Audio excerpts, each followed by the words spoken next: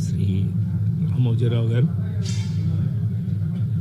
దైవ సన్నిధిలోకి వెళ్ళిన సందర్భంగా వారు నిజంగానే ఒక మాటని మాత్రం మనం గుర్తు చేసుకోవాలి. అంతటి మహానుభావుడు ఈ దరిద్రపు చెత్త రాజకీయాల వల్ల చివరికి మన క్షోభ అనుభవించి వెళ్ళారు. అది భగవంతుడు చూసుకుంటాడు, డెఫినెట్ చూసుకున్నాడు, భగవంతుడు చూసుకున్నాడు. కానీ ఆయన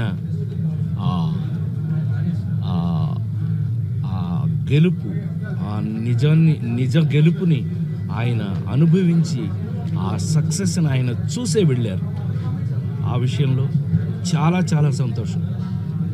ఆయన అనుకున్నది సాధించి మరి వెళ్ళారు.